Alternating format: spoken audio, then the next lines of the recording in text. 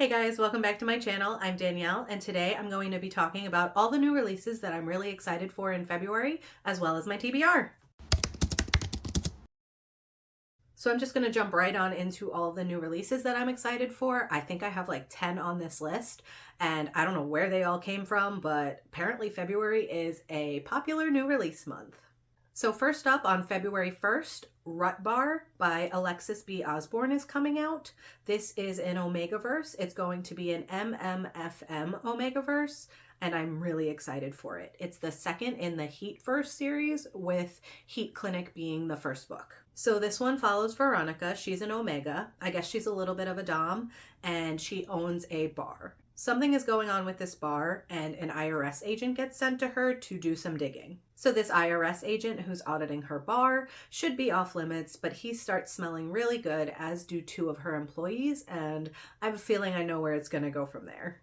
I can't wait to get into this one. I've been anticipating it since like April when I read the first one, and I'm really excited that it's coming out in February. Next up, coming out on February 6th, is Bride by Hazelwood. This is about a vampire bride and an alpha werewolf in a marriage of convenience. Misery is our vampire, and she has been cast out by her family, and Lo is the alpha of his pack and is in need of a bride. Each of them need this marriage of convenience for their own personal reasons, and I'm really excited to find out what those reasons are and get into this book. I love Hazelwood. I've read all of her contemporary romances, and I can't wait for her to come out with a paranormal one. Next up on February 9th is Little Drop of Blood by Clio Evans. This is book number 12 in her Creature Cafe series, which follows a bunch of different paranormal creatures as they try and find love by being set up by the barista. This is an MM book, and it follows Malachi, who is a vampire professor, as he finds love with Leo. This book is actually the start of the Creature Cafe's kind of like 2.0 series. It is still part of the original series, which is books 1 to 11. You don't have to read all of those books in order to read this one, though. You can start here.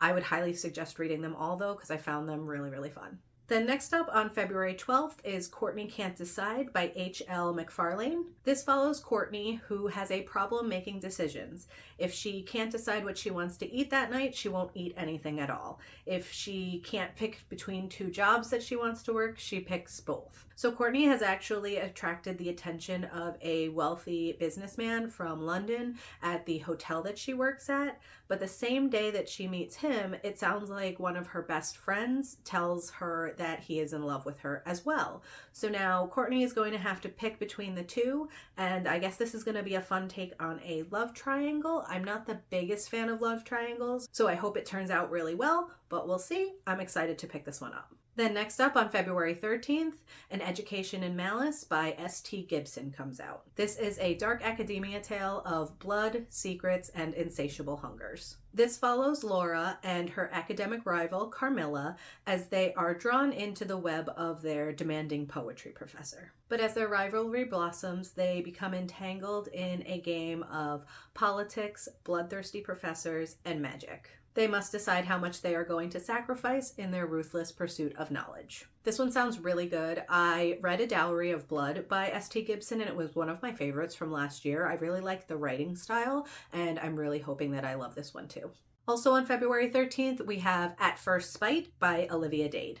So this one follows a woman who buys the town's spite house and finds out that the man that she can't stand lives right next door to her. So Athena buys the spite house as a wedding present for her fiance, who lives right on the other side of the house and wants to break down the wall and expand a little bit. She then finds out that her fiance's brother, actually who was the one that broke them up in the first place, lives on the other side of her. So she's sandwiched in between both of these brothers. She makes it her mission to annoy Matthew as much as she can, but unfortunately he's making it a little bit hard for her because he's being nice to her and she was not expecting that. Obviously some things are going to go down between the two of them. I actually don't want to spoil anything for you. I actually had an arc of this book and I finished it 2 days ago. I really, really enjoyed it. There were some really, really funny parts, and I highly suggest picking this one up this month. Then next up on February 21st, there is A Soul to Steal by Opal Reyne. This is book 6 in the Duskwalker Bride series, and it follows Aileron, who's one of the twins, and Gideon, who is the love interest. This is an monster romance where the monsters do not change, they stay monstrous the whole time.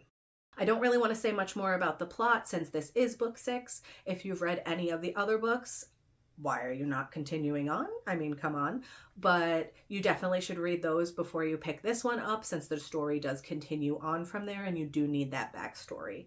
But again, if you like monster romances, this is a great, great series. Then on February 22nd, we have Being Pucked by Rosemary A. Johns. This is the first book in her new Bay Rebels series, and they are going to be hockey romances. The main character's dad is the new coach for an NHL team that has just been started, and he offers his daughter the PR director position.